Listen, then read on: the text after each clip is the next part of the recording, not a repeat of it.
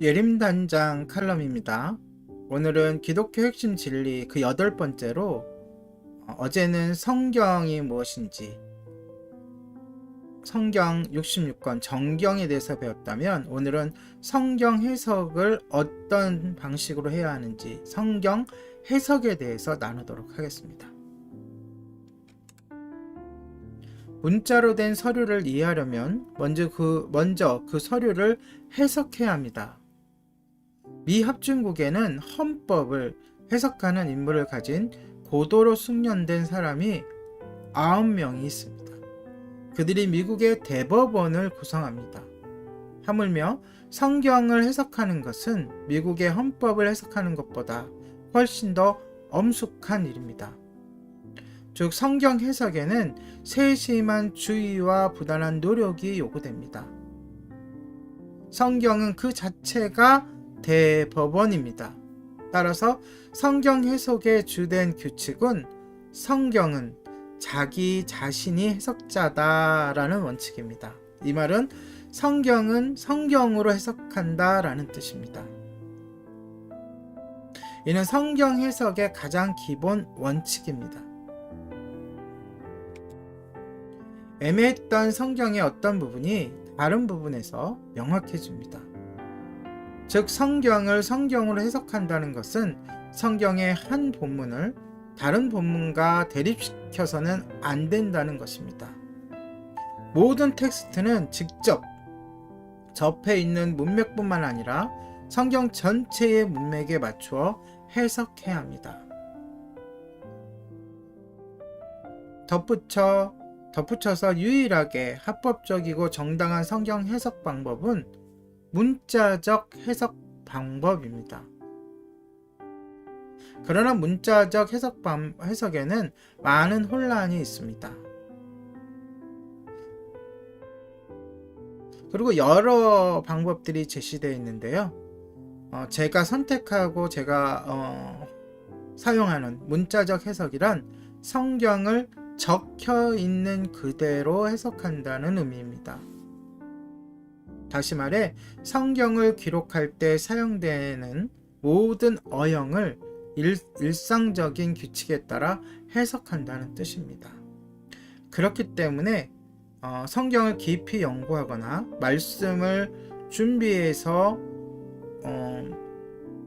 말 그대로 성도님들에게 먹일 수 있도록 말씀을 준비하는 사역자들은 반드시 성경의 원어를 알아야 합니다.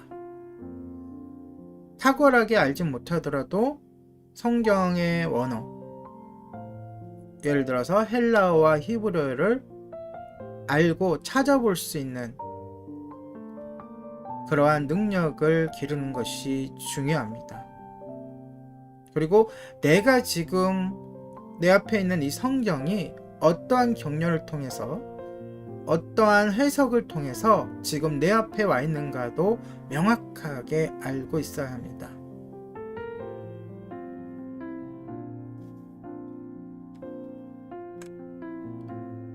자, 명사는 명사로 해석해야 하고요. 동사는 동사로 해석해야 합니다.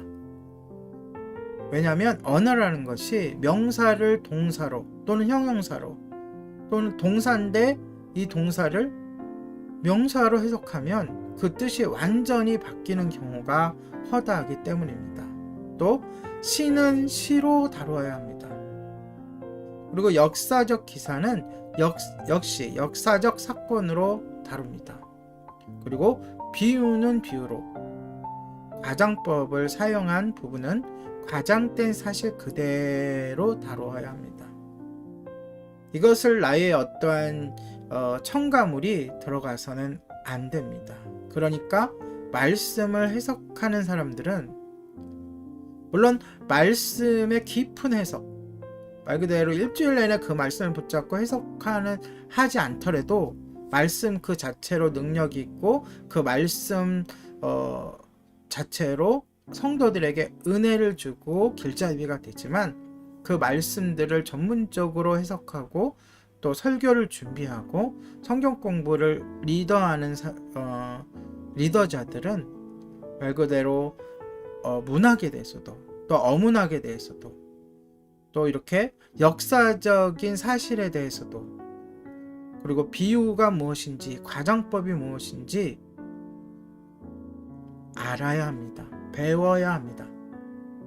그리고 현대에는 그런 것을 마음만 먹으면 얼마든지 배울 수 있는 여건이 조성되어 있습니다.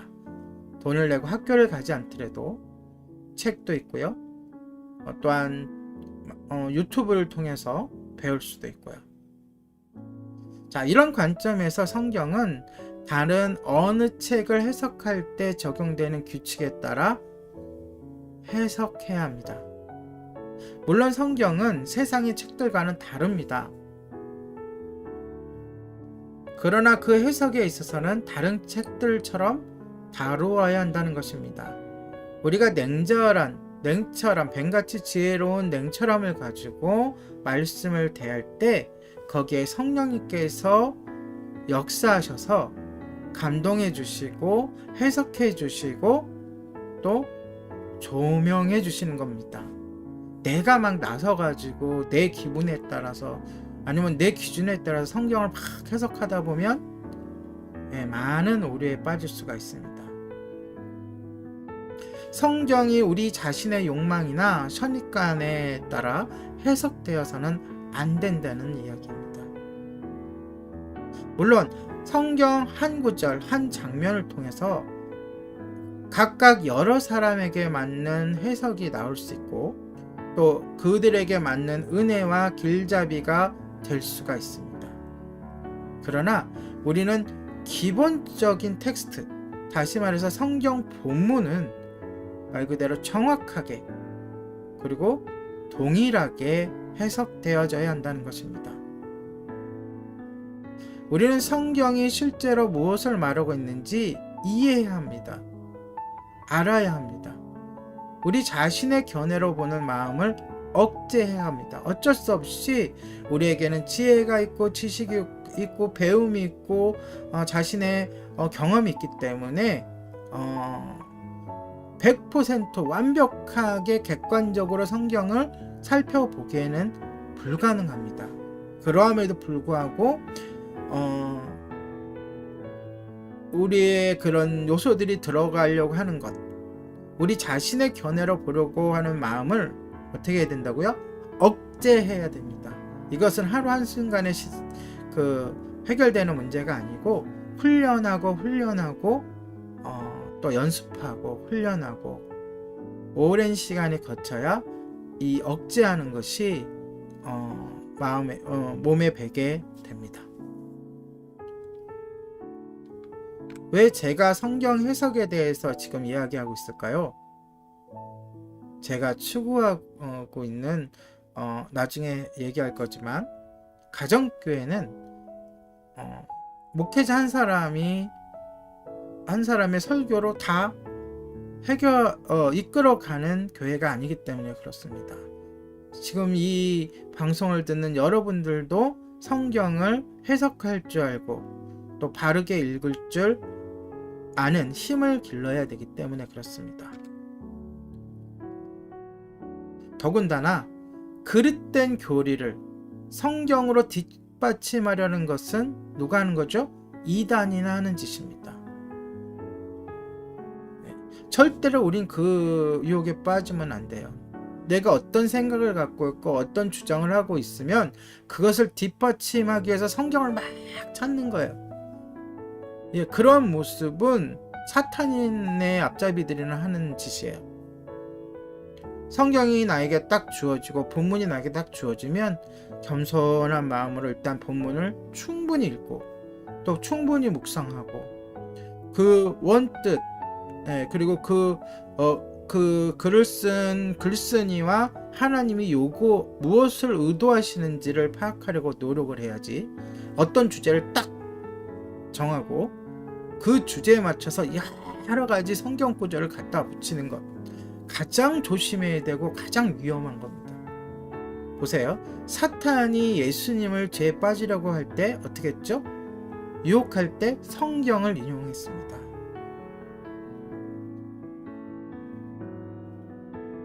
성경의 근본 메시지는 어린아이도 이해할 수 있을 만큼 단순합니다. 성경은 그래서 오묘한 거죠.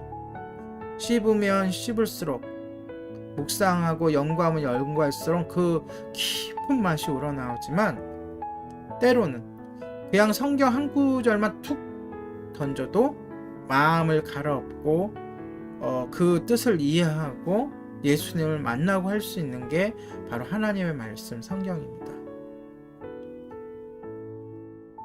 이렇게 어린아이도 이해할 수 있는 만큼 단순한 성경도 말씀의 단단한 음식까지 바르게 이해하려면 그 깊은 의미까지 이해하고 다른 사람에게까지 설교나 성경 공부나 권면이나 전도를 하려고 하면 다른 사람에게까지 아주 세심한 주의와 연구가 필요한 것입니다. 내가 적용하고 내가 은혜 받는 것은 말 그대로 좀 자유도가 있죠. 자유롭죠. 하지만 내가 아닌 바로 옆에 있는 내 아내에게라도 그 말씀을 가지고 권면을 하려고 하면 정말로 주의와 연구가 필요한 겁니다. 성경이 다루고 있는 또 몇 가지 문제들은 너무나 복잡하고 심오해서 뛰어난 신학자들이 단연간의 노력을 투자해서 해석해야 하는 것들도 있습니다. 심지어 요한계시록이나 여러 그 예언서들은 앞으로 일어날 미래를 이야기하기 때문에, 그리고 앞으로 일어날 미래의 현상을 보고 그 당시 현재의 그 현상과 보이는 것들과 도구들로 현상들로 설명하려고 적은 글이기 때문에 굉장히 복잡하고 거기야말로 심도 깊은 해석이 필요합니다.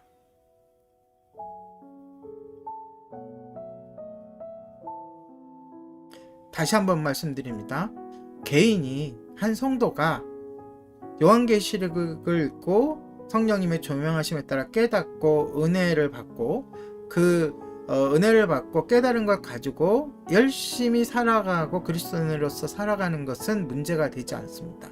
그런데 자기가 아닌 그 누군가에게 그것을 통해서 뭔가를 전달하고 권면하고 복음을 전하려고 한다면 거기에는 더 많은 노력이 필요하다는 거죠. 그래서 성경 공부에 필요한, 성경 해석에 필요한 몇 가지 해석 원리를 소개하려고 합니다. 물론 해석의 원리를 적시해 놓은 그런 책들이 무수히 많이 있습니다.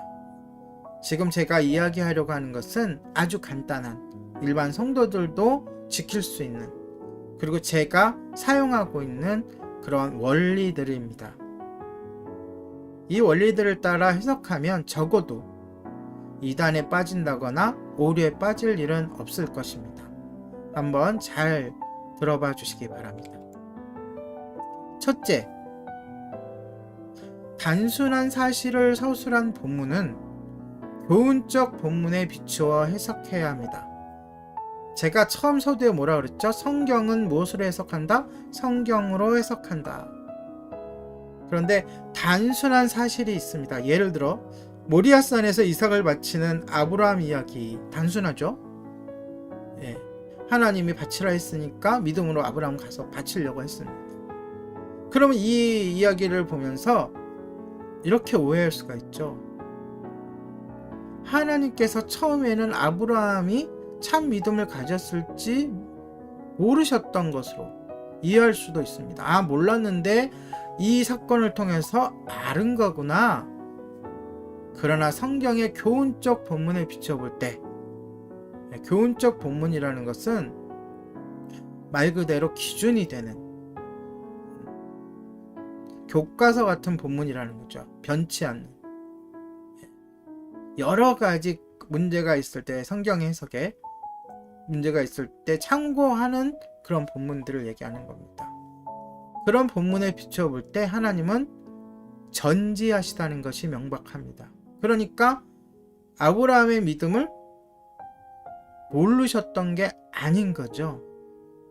단지 한글로 해석된 본문에 그렇게 적혀 있다고 해서 하나님은 모르시는 것도 있으시구나, 이렇게 본문을 해석하면 안 된다는 겁니다.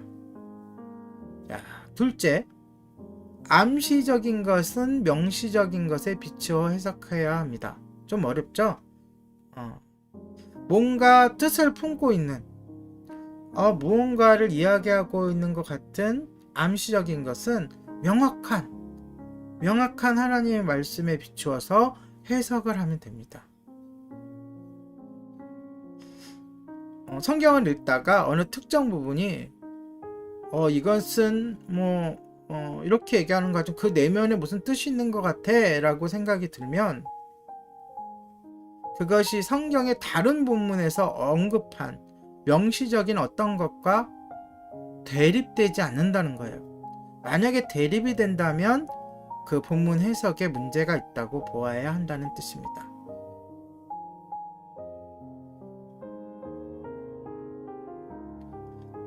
예를 들어서 우리가 지금 새벽 예배 때, 새벽 기도회 때 욥기서를 하고 있는데 욥이 계속 하나님께 호소하고 하나님께 막 자기를 죽여달라 그러고 자기를 떠나라 그러고 막 그러잖아요. 근데 그걸 정말 그럴까? 막 그렇게 좀 그렇잖아요.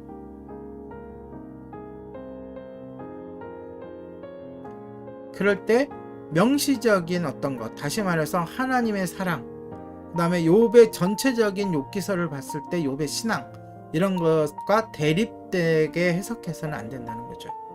네. 좀 어렵나요? 제 설명이 부족했으면 용서해 주시기 바랍니다. 자, 셋째, 성경 해석은 논리 법칙에 따릅니다. 논리라는 게 뭐죠? 이런 겁니다. 대표적인 논리가 바로 육하 원칙이죠. 언제 어디서 누가 무엇을 어떻게.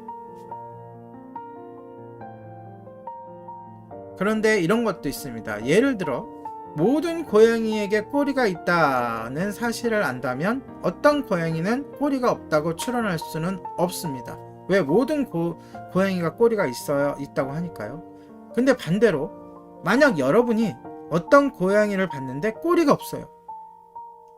그렇다면 뭐가 틀린 게 되는 거죠? 모든 고양이에게 꼬리가 있다는 말이 틀린 게 되는 겁니다. 이것은 단순히 추론의 기술적 법칙이 아니라 상식의 문제입니다. 다시 말해서 성경도 상식적인 해석이 돼야 된다는 거예요. 아까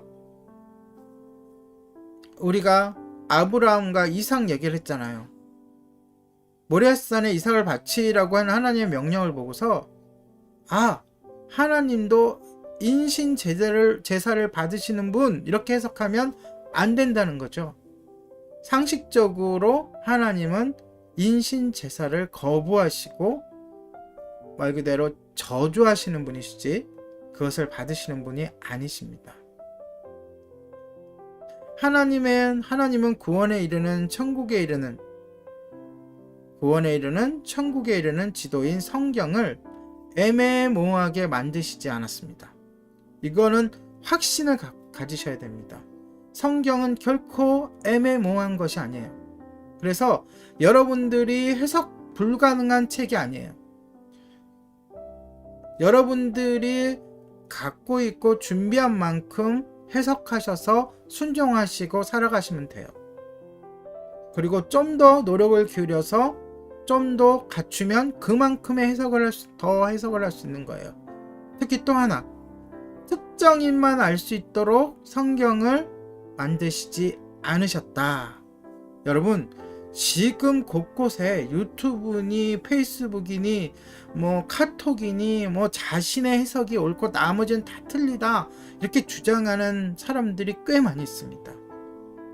결코 성경은 모든 사람이 그 성경을 통해서 예수님을 발견하고 구원에 이르게 하시는 안내서이자 지도예요. 그러니까 어떤 특정인만 알 수 있도록 만드신 것이 아닙니다. 이 두 가지는 꼭 아셔야 돼요. 성경은 애매모호하게 만들지 않으셨고, 또 하나는 특정인만 알 수 있도록 만드신 것이 아니다라는 겁니다. 오늘 장황하게 또 어렵게 설명했지만 이 두 가지만 아시면서 성경을 읽고 해석하시기 바랍니다. 내가 갖고 있는 소양만큼 성경은 해석하게 돼 있고, 그대로 해석한 대로 잘 해석했으면 그대로 순종하고 살아가면 됩니다. 그리고 조금 더 준비되고 조금 더 내가 공부를 하면 그만큼 더 깊게 성경이 해석되어지고 또 더 하나님의 뜻을 알아갈 수 있는 거죠. 그리고 또 한 가지, 다른 이에게, 나 아닌 다른 이에게 이 성경 구절이나 성경에 대한 것들을 이야기하고 설교하고 권면하고 성경 공부를 한다. 그럴 때는 법칙에 따라서 열심히 준비해서 하시면 됩니다. 여러분 안에 우리 모두에게 성령님이 계시기 때문에 성령님께서 여러분을 주장해 주시기를 축복합니다. 오늘의 예림단장 칼럼이었습니다.